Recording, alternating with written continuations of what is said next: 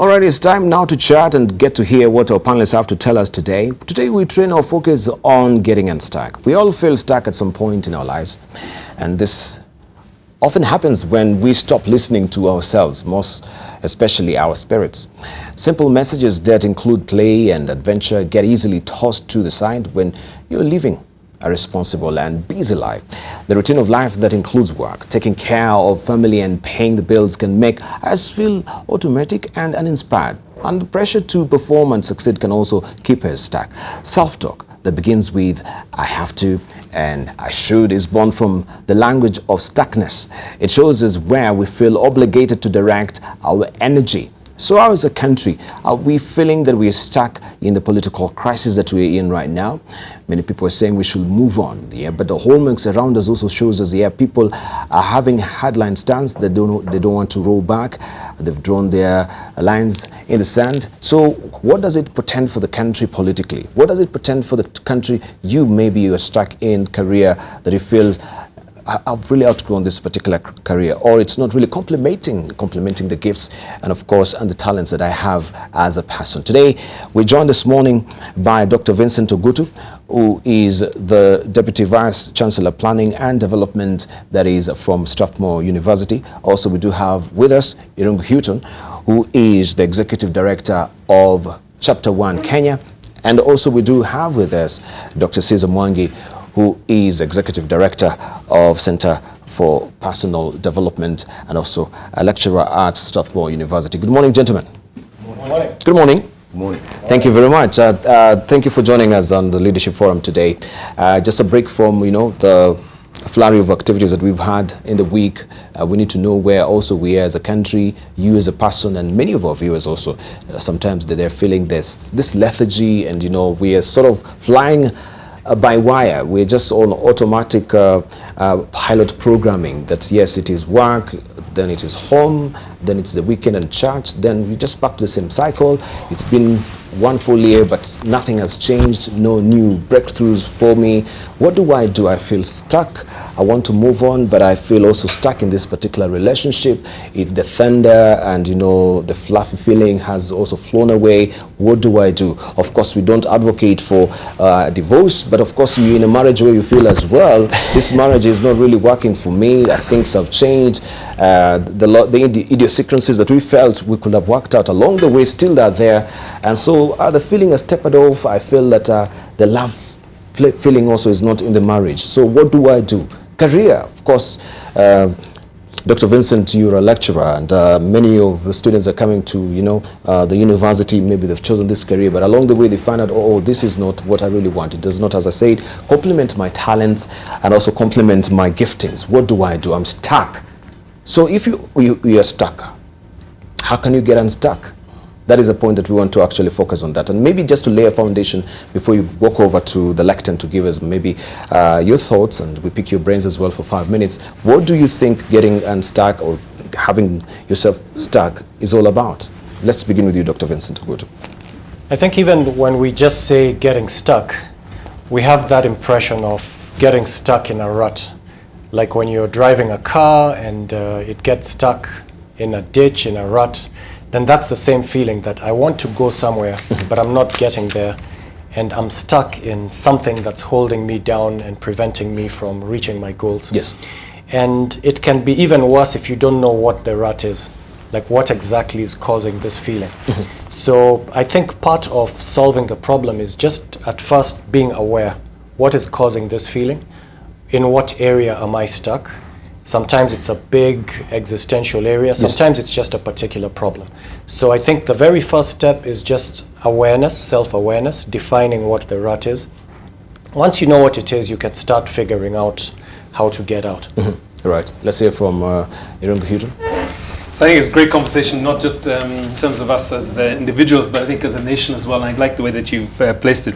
The thing that's really bizarre about being stuck for many people is that actually the circumstances don't really matter. You can be as stuck in a divorce as you can be as stuck in a marriage. You can be as stuck being single, right? So the question for me always is really, what is the way of being that leaves you feeling that not just that I am being stuck, which is one thing. And instead of that being, I am stuck. And that I think sometimes we collapse the two. We assume that we are stuck, and that's a fact of reality. Whereas actually most times it's just mentally we are being stuck. And then the question really emerges is, what is it that we are so attached to that no longer fits with our environment, with our reality? Yes. So for example, if you have a sense of resignation, if you have a sense of cynicism, if you have a sense of survival or resentment, it's really that way of being, that way of, I guess, that behavior that gives you your stuckness, not your circumstances.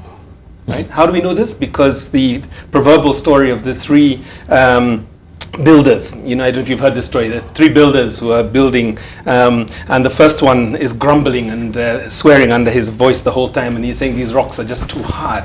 The second builder, doing exactly the same thing, is a little more cheerful, and for him, the building and the exercise of building gives him a job and allows his family to be comfortable and to, his children to go to school. And then you come to the third builder, and they're sitting next to each other, and they're doing exactly the same thing. And this person is singing gospel songs. Yes. And when you ask him, why are you so happy? And the work is exactly the same for the other two. He says, well, I'm building a cathedral for my God.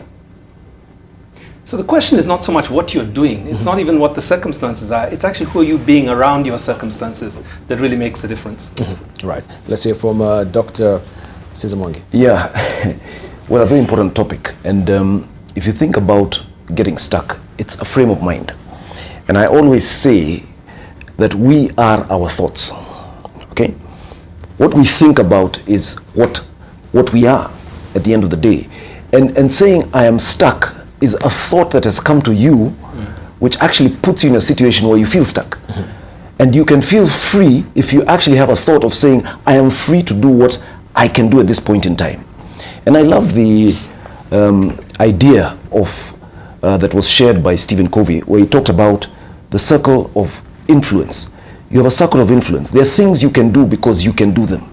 You can influence certain things. And in that situation, you will never be stuck. Okay? But there are also other issues, another circle, which you call the circle of concern. And if you keep on focusing on the circle of concern, yet you cannot do much about that circle, then you end up feeling stuck. So I always say, if you can focus on your circle of influence, do the little you can do where you are at, with a vision that you have, then you'll never feel stuck. So it's a situation of the mind, state of mind, and the thoughts that go through your mind. You're right. And if you can train those thoughts and focus on those thoughts, understand those thoughts, you can then manage yourself and the feeling of being stuck. Right. And I don't know how most of you will slice it this morning, but of course, maybe we can look at the pockets of politics that we are in as a country. The general feeling around us is like, yes, we've been going in a vicious cycle, that we are actually fatigued by the politicking around. We just want a breath of fresh air altogether. When we switch on our television, it has been, talks being bandied about, who is doing what within NASA, who is doing what within Jubilee. And it has become numbingly boring for many, right? And they feel like, we need to just get out from this phase. We don't want also to just start our festive season with so much politics and waiting for the other shoe to drop, as it were. Generally, when we look at the brand of politics we've been bandying about, for the last few months, like 3 from August, where does it place us as a country? I think what's happening is we put too much importance on having those positions, as if a lot will change if we have the presidency, if we're in a particular position of power, because we've been led to believe over many, many years that only the politicians can save us, can get us to a better place. So what we tend to forget is that there's individual agency. I can actually do a lot to improve my personal conditions. And together with my friends, my network, I can actually solve most of my problems. And therefore, I'm not as desperate as people are making it out to be. But if I hand over that power to some politicians and I begin to believe that only they can get me out, now I need to have my man in that position. But if I don't need them for the most essential things, and I can figure out a way to solve my problems and to work with my colleagues and my community and my fellow entrepreneurs and people like that, then suddenly we're less desperate. In fact, if you look at countries like Italy, they've changed presidents so many times. There are years when they changed 6 times the regime, because for them it's this thing that's happening up there, but it's not really affecting business. So as at the level of business, they go ahead, do their own things. Then they just look at this political thing as a game, as a comedy or whatever, but it's not really touching actual business. I wish we could get to that level where we have that sense of empowerment. As an individual, I solve my problems. As a community, we solve our problems. We refer to the politicians just for a few things, just law and order, infrastructure, that's it. Leave the rest to us. All right, let's pick the brains also of Irungu. So I fundamentally believe that Kenyans should be involved and interested with politics. Politics essentially is the management of public resources. So this is our conversation. It's not the conversations of the politicians. In fact, a friend of mine used to say that politics is too important to leave to politicians because it actually affects our lives and our future. At the same time, I think we have to be careful of politics becoming a everyday complaint.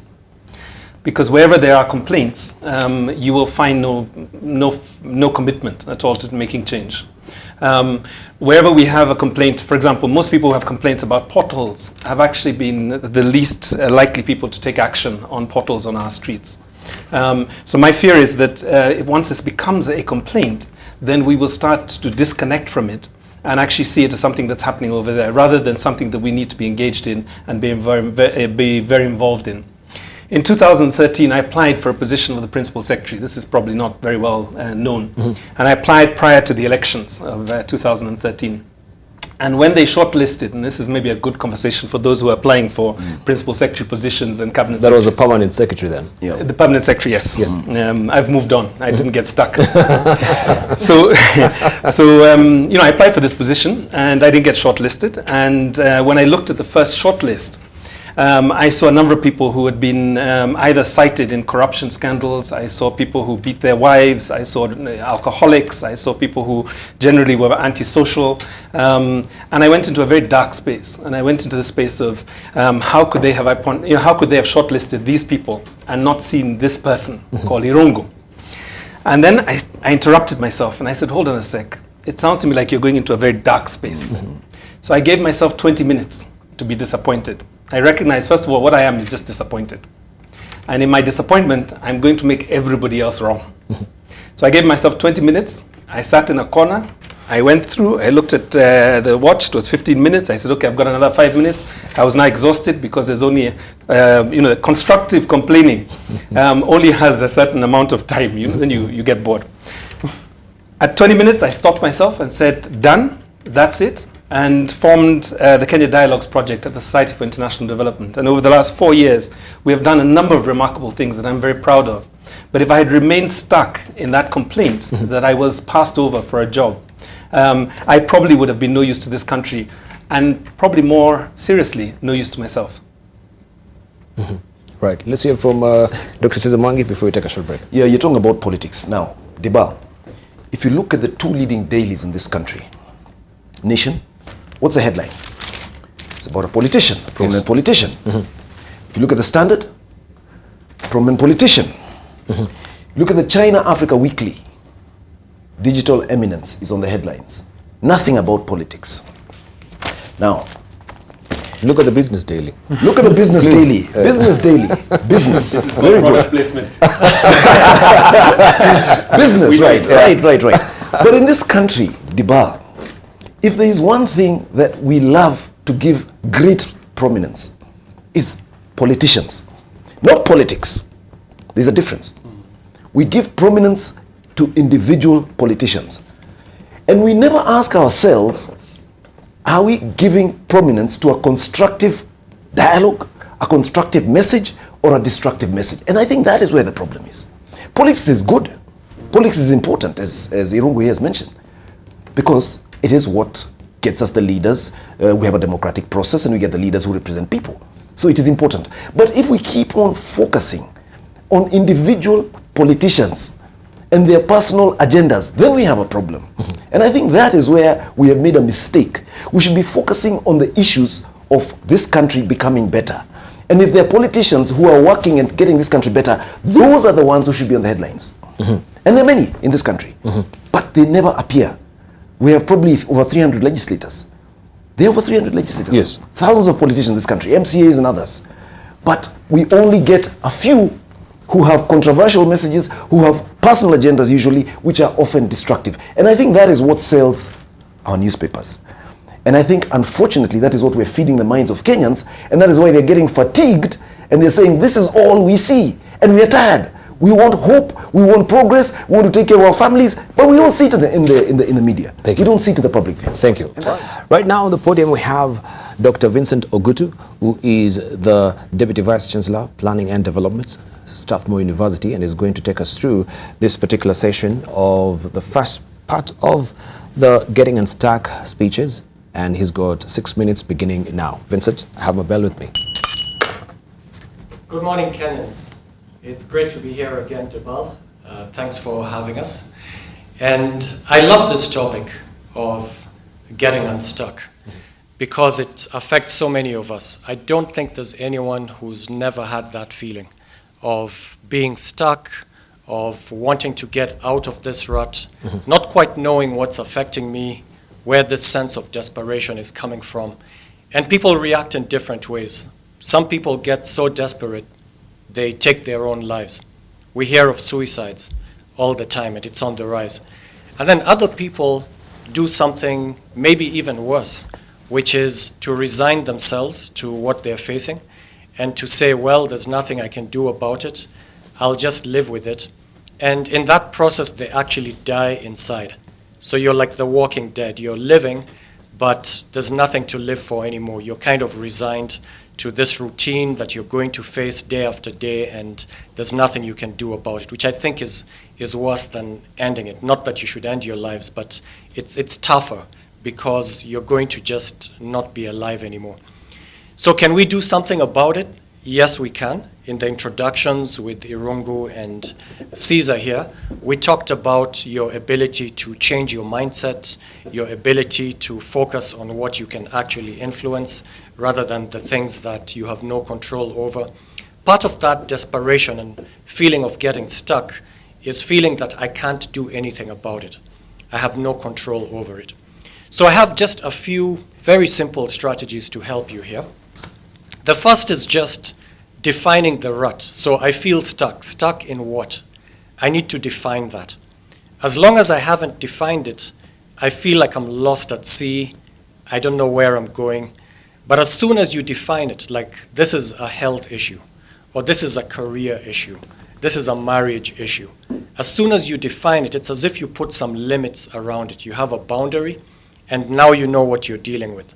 I might be stuck in this, but I'm not stuck in all these other departments, which already gives you a sense of control, like it's not all bad. It's not as though everything is totally bad. So for me, even just stopping to be self-aware, to reflect on the boundaries, on what exactly is disturbing you, can already give you a sense of relief. And then the important thing is it now gives you a sense of focus. You know what to deal with. This is what we're dealing with. It could be something very simple, really. For instance, you might be sick, you might be tired. Those are fairly easy things to deal with. So especially if you don't know where this is coming from, you're trying to actually identify a particular problem and you can't find it, my bet is maybe you've been working too hard for a long time, not taking a break. You just need a change of scenery. So give yourself a holiday. Ask for a break, a 1 day break, two-day break, whatever it is. Do something different and you might be shocked. You might actually come back feeling refreshed and the problem has disappeared. So some problems are actually non-existent and you just need a break and your body is demanding it by making you feel bad so that you actually accept that I need a break. It might be as simple as that. Or it might be a real problem. And in this case, I would categorize them into two. There are some that are huge. So we're talking existential problems. Where's my life heading to? Where's my marriage and relationship heading to? Where's my career heading to? These are huge existential problems, and they have their own strategies that you need to apply. And then others are really very specific, particular problems.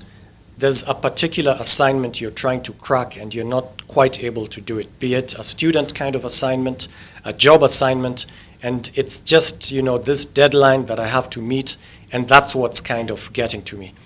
That's actually simpler to deal with. And we don't have enough time. We could talk about creativity.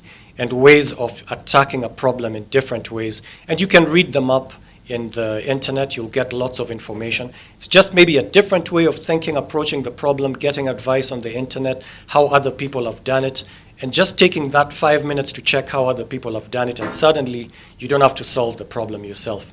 There's a hashed solution. You just have to pick, or call a friend of yours who's an expert, who's done it before. And again, no need to crack it yourself. Use the resources that are out there. So if it's that second category, very easy. Just get help, get advice, think differently, and use methods of being creative, and you'll solve it. Now, if it's a deep existential problem, you know, the career, family, life issues, then now I think the main word you need to remember here is the word meaning. So what meaning are you assigning to the problem? You might find that actually sometimes we're solving the wrong problem. We're caring about things other people have asked us to care about, which really are not that important. So we're stuck in the wrong race. You shouldn't be getting unstuck in that race. You should just be in a different race altogether. So I'm worried about something that's really not that important because I'm giving it too much importance. It means too much to me. So reevaluate. Is what I'm worried about important? Should I be worried about other things? So maybe you're worried about work at the detriment of your family, and you have a lot of good things going for you on the family side. So just by shifting focus, shifting meaning of what is important to you, you might find relief as well. So that's an important thing to think about. What meaning do I assign to the problem that I'm facing? And then lastly, the sense of agency, the sense of, do I have control over this? A lot of times we do.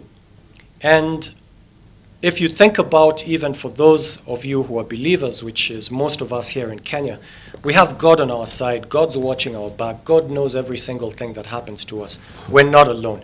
So again, just knowing that I'm not alone, I've got help, can actually help us to get out of that rut. So I wish you all the best as you define your rut, as you figure out which kind of a rut it is, and you employ the correct strategy. Good luck. Right, thank you. Thank you, Dr. Vincent Ogutu. So what sort of rut are you stuck in? Have you defined your rut? We'll explore more of that as well. So you can also define your problems as well. Are they huge existential problems that, yes, might also change the trajectory of your life as well? We'll actually get to hear also from Irungu Houghton to talk to us also on matter getting unstuck. He is the director, executive director of Chapter 1 Kenya. And so he'll tell us more about his view on getting unstuck. We've got 6 minutes.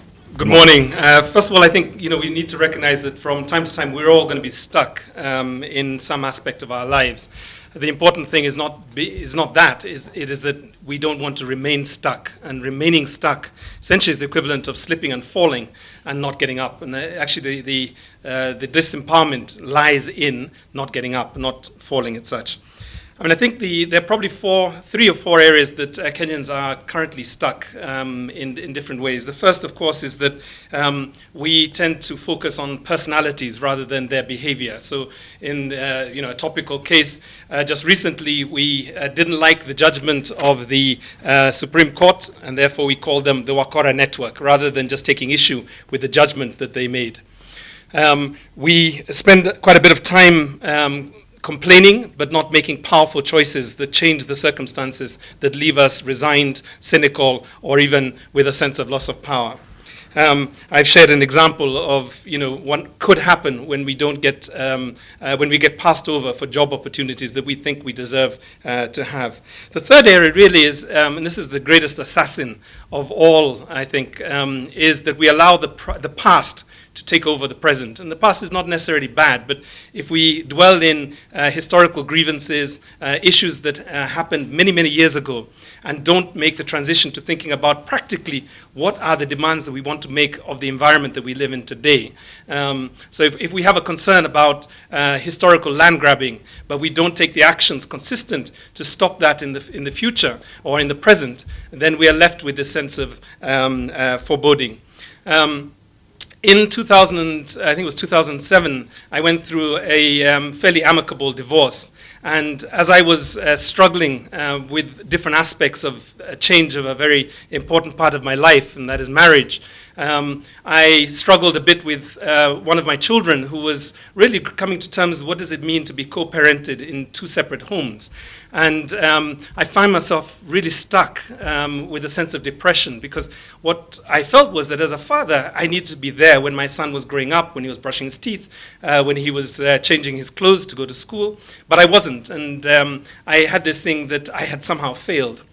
So I got a bit of coaching, and one of the things that was distinguished for me was that I was unable to parent in the absence of being with my son. And I grew up with my father, so the only parenting skills I knew were in a relationship that was, proximity to my father.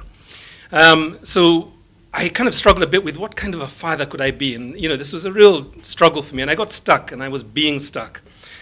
So I decided, let me invite my children to a lunch, and we went and we sat in a Java, and we began to talk about what it was to have gone through this change. And I said to my son, what kind of a father do you want me to be?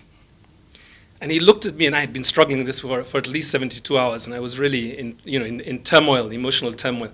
And he said to me, Dad, it doesn't matter what you do, you will always be my father.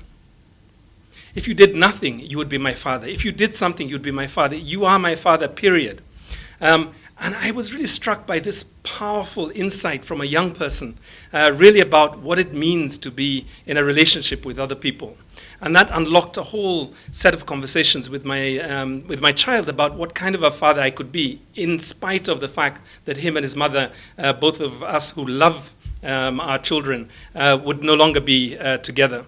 And I think, for me, getting stuck in the past is not necessarily the negative past, but also the positive past of my relationship with my father did not help me for these new circumstances. So I think whenever you feel you're stuck, there is some attachment you have to a way of being that no longer fits your reality. And the first question you need to ask yourself, I think, as Vincent said, is how can I shift my understanding around this issue?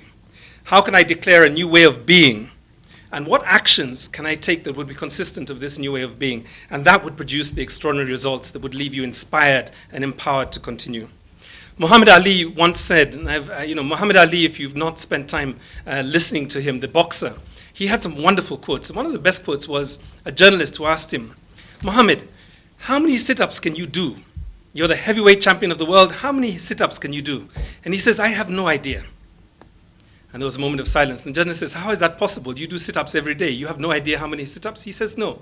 I don't start counting until it starts hurting. And I think that's, for me, a very powerful life lesson about how we can live our lives, that we don't spend our times considering that which is easy, that which is comfortable, but that we consciously bring ourselves into a space where we're beginning to stretch our potential, beginning to stretch the environment, and beginning to demand more of our community around us. And maybe just as a last comment, show me an area in which you are resigned, and we can go back and forth on Twitter. My Twitter handle is @Irungu Houghton. Show me an area in which you are resigned, cynical, or just feeling disempowered. And I will show you that area in which you have no mastery, that you have no connection. And actually, probably the problem is not the circumstance that you describe. It will be that you have checked out, you're disconnected, and you're unwilling to make a change in an area that you say is important to you, but you're not taking the actions. So I hope this has been useful. Once again, I think this is a great conversation. And when you asked me, Debarl, this morning, I said it's an apolitical conversation. This is probably the most political conversation I think we could have, because in discussing issues of power and discussing issues of choice, it gives us the capacity to transform not just our own homes, but to transform our communities and to transform our nation. Thank you. Thank you. All right, and of course, we cannot uncouple ourselves from politics, because politics is the essence of life as well, as we just heard from Irungu Houghton earlier, saying that yes, it's a management of resources and we've left it to the politicians. We should actually be having a first stake in that as well. And thank you so much, Irungu Houghton, for that. We'll be looking at those as well. Historical grievances also, does it have a bearing to the brand of politics that we do have in this country? That yes, is pitting one particular brand of or sector of this country to the other, and we are taking ransom in between. So where do we go from there as well? And why do we then also put all this hope and all this ambitions, on personalities, right? Why can't we have a brand of politics that's uncoupled itself from personalities and is issue-based for the betterment of this country? Up next on the lectern is Dr. Caesar Mwangi, who is the Executive Director of Center for Personal Development, also as a lecturer at the Strathmore University. He'll give us his view as well on what he thinks about getting unstuck. Dr. Caesar Mwangi. Good morning, Kenyans. And I really thank my colleagues here for beautiful, beautiful ideas. I want to take a slight trajectory, my dear friends. This morning, I want to talk about Kenya because, unfortunately, I think we are stuck as a country. But again, fortunately, I believe this is possibly the country in Africa that has the greatest potential to become a superpower in the world. So I say that to contextualize what I'm about to speak about. We're talking about the topic of being unstuck. And I'm suggesting that perhaps we are stuck in a political and economic rut. Talking about economics, very simple statistic. In Kenya, as we speak today, possibly 40% of our population is living below the poverty line of $2 a day. 40% of that population. In Kenya today, unemployment is rife. A simple comparison, which I heard recently, the number of jobs in the formal sector in Kenya is probably 2.7 million in a population of 48 million people. In a country like Germany, the same statistic, in a country of 80 million people, they have 40 million jobs in the formal sector. And that is a real disaster for us. And that is a real problem. And that's why I say we are stuck in an economic rut. We have a problem where a majority of our people are desperately poor. The third thing I want to mention, the political rut. We say we are a democracy. We say we are among the leading democracies in Africa, possibly in the world. Unfortunately, 2,500 years ago, a good gentleman by the name of Aristotle suggested that it is impossible to practice proper democracy if majority of the people are not viable independent entities. And that is a problem we have. So we are stuck in a political and economic rut. Allow me, ladies and gentlemen, this morning to just read a small passage which I read in a beautiful book which was written by Mohammed bin Rashid Al Maktoum, the ruler of Dubai and vice president of the United Arab Emirates. He said the following. He said, "A nation's development does not happen by accident. It is as a result of intense effort at building a community and a homeland shouldered by a nation's government, its private sector and its public sector, and involving all its people. Modern infrastructure is not enough. You need vision and flexibility to build a great nation. You need to be able to embrace change and to continuously adapt to improve your personal performance so that the nation can prosper. It also needs a commitment from all concerned, especially those entrusted with leadership. In this way, a nation becomes competitive internationally, and this requires dedication and hard work." I read this statement and I said to myself, wow, therein lies the answer to our economic stagnation. Because Dubai, just in 1973, was a collection of various clans in the desert, and today as we speak, it is one of the most prosperous city-states in the world, one of the most competitive city-states in the world, attracting huge amounts of investment. So we are stuck economically. It is because somehow we have not addressed some of the issues that Sheikh Maktoum has mentioned. But I'd just like to mention 3 issues, which if we address, if we can get unstuck from the mindset that we have on these 3 issues, I believe, ladies and gentlemen, I believe firmly that this country can be in its rightful place in the world, as one of the leading nations in this world, as the leading superpower in this continent of Africa.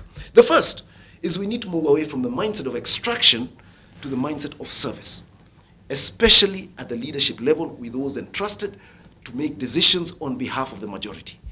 And these are what we sometimes call politicians, or the leaders who are able to legislate and make decisions in government about how we shall use our resources. Our resources are continuously extracted for personal gain. And that is why we are stuck economically. That is why people are frustrated. That is why 40% of our people are living below the poverty line. That is why we have so few jobs created in the public, in the formal sector. And ladies and gentlemen, you do not have to look very far for examples of extraction. On Sunday, I read one of the leading dailies.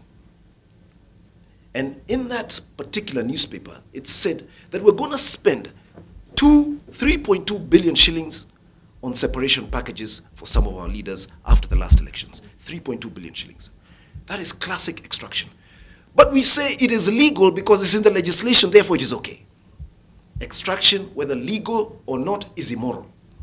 And it is causing untold suffering in this country to ordinary people.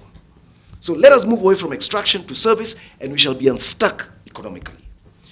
The second point which we need to look at if we're to get unstuck as a nation is we have to move from division to unity. Sadly, our divisions are tribal. Just as the Dubai people lived in tribal clans pre-70s and they could not develop, we are still living in a tribal environment where we are divided. My dear friends, one thing I'm sure of, irrespective of which tribe we belong to, we all have red blood. We're all human beings. We live with one another. We need each other. Some of us are tailors. Some of us are bakers. Some of us are taxi drivers. We need each other. And I've never ever got into a taxi and asked the driver, what tribe are you, before I came in. I used the taxi irrespective, and all I wanted was a competent driver. All we need is a competent tailor. All we need is a competent baker. All we need is competent professionals. It doesn't matter what tribe they are. But we keep talking about tribe, which tribe is they, which tribe is that. We all want to be represented here and there. All we want is competence. Competent human beings, competent Kenyans.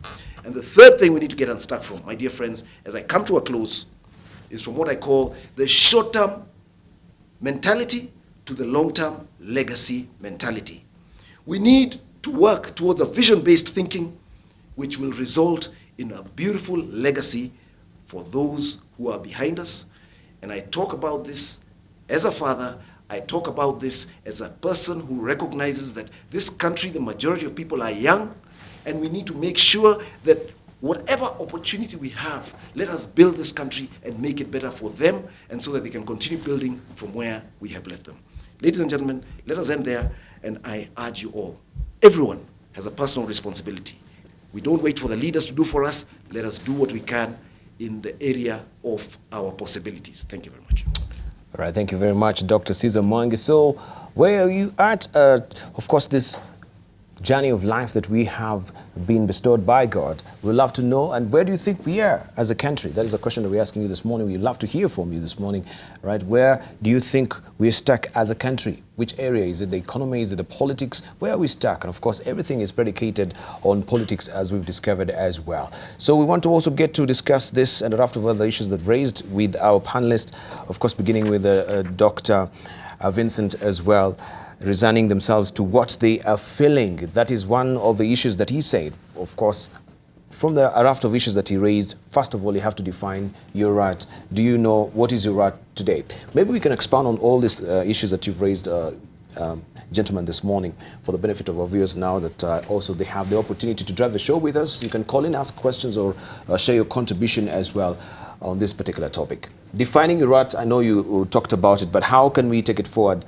If I do not really know what is my right, sometimes I just feel, yes, maybe my right is money. And if money is a crippling factor, then it really holds back everything. And you feel like you cannot do anything because truly, I mean, how do we have the resources, the means? It's the conduit for you to do so many things. So if you're saying define your rights, I can say my right is lack of money. So one thing that people forget is the power of your mind. It's so important. I think Irungu talked about that.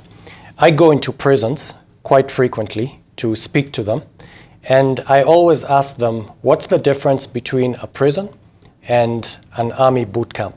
Because to me, they look the same. I've been in basic training myself, and the two places look the same. And I tell them the difference is when the army person is being given all these punishments, for them it's not a punishment, this is training. I need to get this punishment in order to become tougher, because for me to succeed in my mission, I have to be really tough. So pile it on, bring it on. I have to take this, I need this. But for the prisoner, this is a punishment. Why am I being told to do this? They're just trying to hurt me. And so to their mind, this is a punishment. To the soldier who's doing much, much tougher things, this is training. So what I tell them at Committee and Nairobi West Prison is, why don't you look at it as training? If I toughen myself through what I'm going through right now, then when I come out, I'll be much tougher than the ordinary civilian. I'll have resilience, ability to cope with hardship, patience, all the virtues that come with enduring a tough situation. So that is what I sell to them. Turn it into a training college instead of a prison. Now you can apply this mentality in ordinary life, where something looks like a punishment, hardship, and that's all you're seeing. This is getting me stuck. Whereas you could say, this will light my fire. I think people have heard that before, where someone is against you, your boss is preventing you from climbing, there are all these things that seem to be limiting you, and you can say, oh no, I'm limited, I'm stuck. Or you can say, oh yes, light my fire, make it harder. Because when I finally overcome this, it'll be that much sweeter. And so you can look at it that way, and suddenly the very same thing that was supposedly keeping you down and getting you stuck becomes now the incentive to get higher and better than you'd ever get to without that. So you turn it into an incentive instead of a limiting factor. And Dr. Irungu Houghton, you've spoken. You just gave me a doctorate on television. It's a good doctorate. Thank you very much. Congratulations, my friend. God bless you. Thank you. All right, but you've actually spoken quite movingly, deep issues about your life as well. And this really strikes, a deep resonance with some of the viewers that we have this morning that are going through such a horrid torture as well as divorce. And they feel sometimes, the world is raising accusatory fingers, on me. They say, I'm the bad one. Maybe I should have lingered for a while. It could have worked out in the long run. Why did I make that decision abruptly? Maybe I should have consulted widely. For the benefit of them, that they feel truly, what's the sense of living anymore?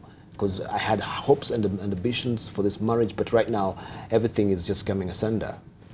So first of all, the greatest assassin is not the circumstance in which people find themselves. So I know this will sound confusing, and for some people, they'll be reaching for Panadol right now. Sorry, I didn't mean to say Panadol. I mean some painkiller or other. The first thing you need to get is that actually it is your way of thinking that is producing that loss of power.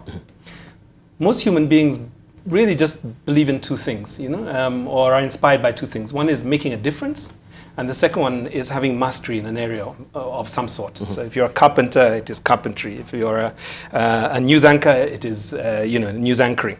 And what we sometimes forget that actually results really show up only when we're playing, only when we're engaging, only when we are working on it. So you take somebody like David Rudisha. He's world famous. He's a national icon. But to be honest, David Rudisha is only at his best when he's running. When he's finished the race and he's won, and they're putting on all the wonderful accolades and the little medals and so on, that is not the David Rudisha that is at his best. He's at his best when he's running. And what does this mean for us? It means for us that when we think of giving up, when we think of not taking on the issues that really matter to us, that is the point at which we lose power. When we show up every time, even if we get knocked down, even if we don't get the results that we want, the fact that we're showing up gives us the potential, the possibility of delivering the difference that we want to see in our own worlds. So I think the advice to people is to just keep showing up first and foremost. But I think more importantly is declare a way of being that really empowers you. Right? So the moment that you start having thoughts about yourself, I'm not good looking enough, I'm not clever enough, I'm not accomplished enough, I don't have enough history, the first thing you need to do is just interrupt those thoughts. Or if you do, like I did 3-4 years ago, say I'm going to give myself 5 minutes to have all these negative thoughts about myself, just 5 minutes. And I would suggest even maybe 3 minutes because it's a waste of time. Let it go through your system and then stop at the 3-minute mark and say, who do I want to be today? with my wife, with my husband, with my employer, with my employees, with the person that opens the door for me, with everybody that I meet, who do I want to leave them an experience of who I'm being? And once you start off in that space, then immediately things will start showing up, because you will take actions consistent with who you've declared yourself to be today. So I think one of the things that viewers could do this morning is just declare, today I'm going to be so-and-so. Right? I'm going to be, and if you can't find one, pick somebody in the newspaper that really impresses you. The person that impressed me today is the Auditor General. The Auditor General has just demonstrated the Interior Ministry has wasted millions of shillings of our taxpayers' monies, and police officers are walking around without shoes. I'm going to be Eddie Ogutu today. I'm going to talk truth to power. I'm going to be unafraid, and I'm going to be meticulous in the details that I have. That's who I'm being today. I'm being Eddie Ogutu today. Who are you being, Debarl? Myself. I'm here to think. Let me pose it to Dr. Caesar Mwangi to help me there. Who are you today? No. I need Caesar Mwangi, but I am aware of my thoughts, and my thoughts will drive my actions. Right. And I want the actions to leave this country a better place today. You understand? Right. So I have to start with my thoughts. Start your thoughts, yeah. Okay? Absolutely. Right. Let me interrupt you because being responsible. You don't have your mic on. But I was interested as well because you mentioned the mindset of extraction to the mindset of service. That we as a country, we have that, especially the brand of our politics is all about a mindset of extractive politics. And a case in point is what you're talking about, Edward Ogutu, who is the Auditor General, flagging up, yes, the rot that is going in within the Interior Ministry with the boots of the soldiers as well, of the police officers. But also, if you may look at what we have on the front page of a standard, just a sidebar there, on our smart screen, you can see also the way the committee, they're saying that over 40 MPs want to be members of Transport Committee. Because it's a very lucrative, of course, a committee as well, where we know deals will be doled out when it comes to contracts, of building roads and all. So talk to that. Extractive politics, the brands of politics that we have in this country. Debarl, everybody who gets into politics is an individual. And as an individual, you have a choice to make at a personal level. Now, the person who is saying, I want to be on the Transport Committee, is making a decision. And the question is, what is motivating that decision? It is the values that that person holds. He wants to make as much as he can, or she wants to make as much as she can for herself. Not for the good of the country, for the good of themselves. Now, when you have one person like that, you have an individual making a choice. When you have two, when you have 10, but out of 3,000 legislators in Parliament, in the Senate, and at the MCA level, when you have thousands of them doing that, then you really destroy the country. And you destroy the country for the other 45 million people who you're supposed to be serving. And that is a personal decision. And I am arguing and saying that if individuals could make up their minds and say, I don't want to be part of this extractive culture, you personally as an individual, one, will be liberated from your selfishness and greed, so you'll be free. Because greed is, by the way, is a form of slavery. Yeah? There's nothing else there. You can think you're free, but you're totally a slave of yourself and your desires. And you have no control over that. But you can decide, I want to be in control of my appetites and my desires, and therefore I reject this extractive mentality. I am in public service to serve others, and I want to do it just as Irungu said. He's going to choose what he's going to be today and make those decisions and make those choices today. And you make those choices. And even if you're in the minority, you will have to master the courage to face up to your personal responsibility and do what is important for the nation, as opposed to what is driving you at a personal level, which might be personal greed. And I think those are the decisions that people need to make. If we don't have that, I read a passage from Sheikh Maktoum. Sheikh Maktoum made a decision as a leader of of Dubai, and that has spread to the public service and to all the politicians there. And it is making huge differences in that country. And that's what we need at the leadership level. Yeah. And it's good you mentioned, of course, of Dubai. Yeah. You know, you have a wide expanse of a desert. Yes, there Yes, will be absolutely. a prince who will see, you know, a Burj Khalifa, Yes. you know, rising up from the desert Absolutely. itself. Yeah? Absolutely. And that's my vision, the book Yeah. you actually alluding Exactly. to me as Yeah, well. yeah. So as a country, how can we, because we're really talking about a Kenya that is very resourceful. Yeah. God has endowed it with so much. You know, right now we normally speak about the aquifer in Turkana. Yeah, somebody yet has not, is actually not having a strategic plan on how we can tap these resources under, you know, the water table. I mean, the water table in Turkana for you to actually try and give water to this country that the United Nations are saying is a water a scarce country. Yeah, and this particular aquifer in Turkana can actually benefit this country for the next 72 years. Do we lack visionary leaders? And in the cycle of 5 years, we don't have a person who can actually take this country from where we are, because all they want to come is just, you know, come with the clammy fingers to pilfer from the public coffers. And there's a story that's told about a man who walked into a village and was trying to sell shoes. And the village, 99.9% of the villagers had no shoes. And he was cautioned, and he was told, but you know, here there is no market. Nobody wears shoes here. And he looked at that village and he said, I have just found my market. And I think that's the difference. And I think where we get stuck is that we get essentially stuck with the idea of the reality rather than the potential of the reality. Yes. What is it that we could bring? And the second thing I think that's kind of critical is that we forget that, you know, any stone causes an avalanche. Any drop of water can crack a stone. So the power of one person is actually probably all this country needs to be able to move things. And I saw this, you know, very practically in the context, and I don't know, many of your viewers have probably watched. If they haven't, they should watch the 18 Hours movie, the movie that's inspired by the life and what happened after the death of Alex Madaga just recently. And that story really would have passed like the hundreds of other stories of road accidents, emergency healthcare victim denials. It would have passed if it had not been for one or two people. And the first person was a paramedic called Brian Ochieng. The second person was a journalist with The Nation, Eunice Kilonzo. And the third person was a young man called Kevin Jue, who had just come out of university. And instead of being resigned and cynical about the state of emergency healthcare in this country, he decided to write a script for a full-length movie of this topic. And that just broke about a month ago. And what we have now is the potential to look at a big policy issue that affects millions of people. So I think the power of one is really something we should never forget. And it may be you, it may be me, it may be somebody watching us right now. And it just takes one person. Thank you. And we have a caller who's hanging on the line. Of course, we want to hear where you think, as a country, we are stuck. We have Otoa Sifuna hanging on the line. Good morning, Otoa. All right, we seem to have lost Otoa Sifuna. All right, we'll get back to him. But we also have a lot of tweets that we can see also as well. Kennedy Omogi is saying people are stuck for very valid reasons.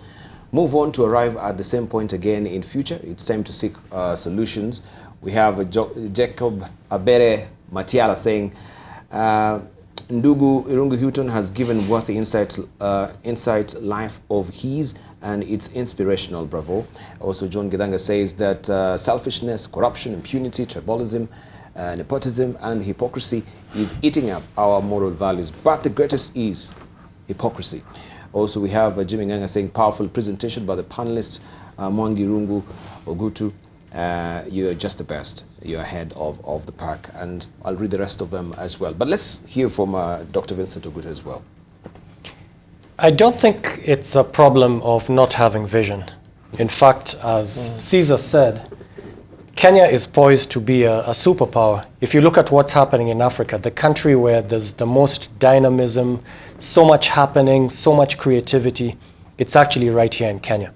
We'll come up with great ideas, but then somebody somewhere will find a way to pilfer money out of that project, which was fantastic, which was going to benefit so many people, and then the project collapses. So that's one big area we have to address, integrity. So it's not lack of creativity, lack of ideas. We do have ideas, we have great visions, but then that, I don't know what to call it, that huge obstacle of corruption always comes and sucks away the effectiveness of the great ideas that we have. So that's one thing we definitely need to address. Now, at an individual level, you might think, well, unless I become president, I can't really change this. And that's where now what Irungu was saying comes in, that as an individual, you don't know how far your actions are going to go. Just you be the change you want to see. So if you're talking of fighting tribalism, you do it on a daily basis. Reach out, make friends with people from across the divide, shut people down who are speaking like tribalists. And if all of us decided to do that, we could actually eliminate tribalism in a day, if all of us did that part. And then if you tweet it, you say something that happened to you on Facebook, share that story that showed you reaching across the divide, that showed you refusing to be corrupt, to give in to corruption, to be bribed or to bribe. Then again, it inspires other people. And before you know it, it goes viral and more people are inspired. So if each of us did that, I think within a very short period of time, we would change all of this. And now we would be in a position to demand on the politicians, on the CEOs, because it's not just the politicians who are corrupt. You also see corruption driven a lot by the private sector. You'll start seeing that change because we'll demand on our leaders to reflect the values that we have. Right now, what right do we have to demand on them when on an individual basis we're tribalists and we're corrupt? So let's start with our individual selves and share the good things you're doing. Who knows how far it'll go? All right. When it comes maybe to the conversations that we've been having lately, especially on television talk shows as well, do you think we are stuck as media? Because you mentioned you've actually picked up, some of the dailies and the headlines that we do have. Have we maybe, as the media, also skewed the conversation in one direction, and this has become, perpetrated or to the public that that is the only conversation? If we have to have a good show, then it has to be politics. Right. If we are to have a good show, then it has to be, people exchanging and banding words. It is my party, it is your party. Then that's a good show, right? So, in a way, have we sort of shaped the public, expectation of these conversations that they're tired of it? Yeah, I think Debarl, you've mentioned a very important point. Over the past 3 to 6 months, I've come across quite a number of individuals who say, I stopped watching news, I've stopped reading the papers because it's just too much negativity, too political, and it's not helping us. I need to get to work. I need to take care of my family. I need to grow as a person, and I'm not growing because of these conversations. They are so divisive, and it's happening all over. So people are getting exhausted, and I think the media has a huge role to play in this. And maybe you need a very serious self-reflection. Just as Irungu here said, you have to choose how you're going to live. You have to choose how you're going to react. You have to choose how you're going to think. The media also needs to think, how are we going to leave this country better today by the messages that we have in our media? From the conversations that we have in these studios, shall we leave the country better off or more polarized? I think those are the fundamental questions we need to ask ourselves. And even the insane word which no one likes to talk about, censorship. Let us censor out. Let us even consider censoring out things that will divide us, that will destroy us, because we can even burn because of certain messages. We have to really think about these things. We need to free ourselves from sensationalism and focus on developing the minds of the people, focus on developing this country, and somehow the media has a big role to play in that. Because we are always being influenced, whether we like it or not, we are being influenced either positively or negatively. And if we can have more positive influence, I think we shall all be better off. All right, Dr. Vincent. Debarl, I can actually add something onto that. As journalists, probably you're looking at what will bring attention to our media, be it TV, radio, newspapers, online, forum, and you're kind of stuck in one genre, which is tragedy, conflict, and that seems to be the only genre that you think will attract attention.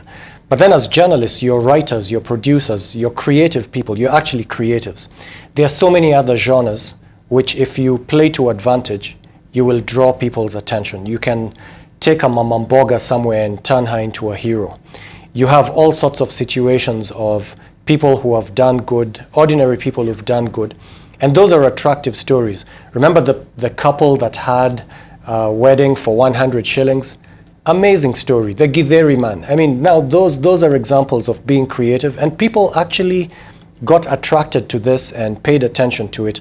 So if you just shift your focus on something that will have a positive impact, and then use your genius and creativity to attract attention to it, it's really just a matter of not being stuck actually in one genre, and using all the other genres that God has given us. Your creatives, so many tools you could use. Just exercise that, believe in yourselves, that you can actually take even the most ordinary thing and make it interesting. And it's a challenge. And if your aim is to have a positive impact, then just look for those opportunities where using your genius and creativity and ability to make things interesting, you can focus us on something that will improve our values and make us a better nation. So essentially you're saying actually as media we're stuck. I think you're stuck in one genre. I mean, use other genres. There's comedy, there's the epics. There are all these other things. It doesn't always have to be a tragedy. All right, let's hear from Irungu, Houghton. So I have a lot of colleagues who are very committed and passionate, who really stand for this country in all its respects, and many of them are very active at this time in at least 3 areas. Of course, we are gearing up to the December 10th Human Rights Day, and also the International Anti-Corruption Day on the 10th as well, and then the 9th, there's on the 9th, and then there is a large number of women and men, some men, who are organizing around freedom from gender-based violence. It's a very busy season for us, and part of it is changing public behavior. The other part is trying to change laws and to make sure that people are safer, more dignified. And what's really interesting is that if you open the newspaper today, one day before the Integrity Walk that's being organized by several organizations tomorrow morning in Uhuru Park, at around 8 o'clock, and some of this information is available. There's no coverage of this, right? So if you asked any of the media houses, are you committed to the fight against corruption? Are you committed to making this country safer for women and girls? Are you committed to human rights more broadly?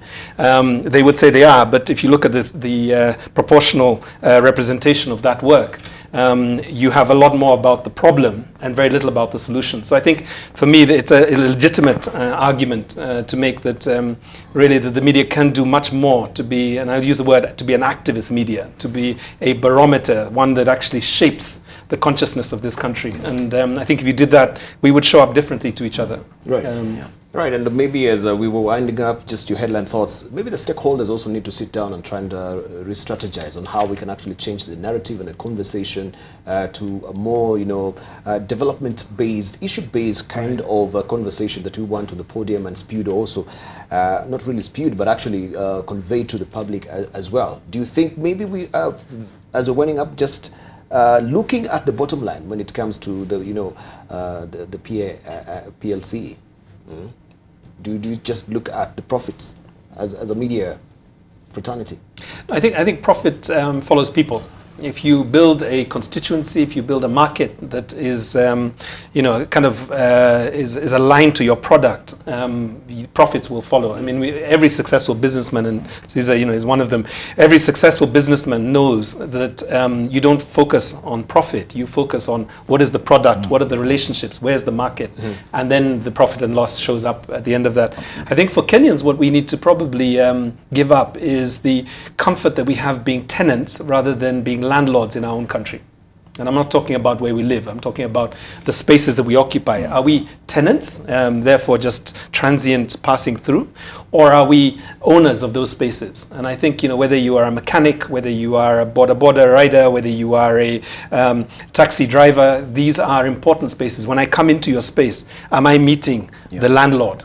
Or am I meeting just the tenant?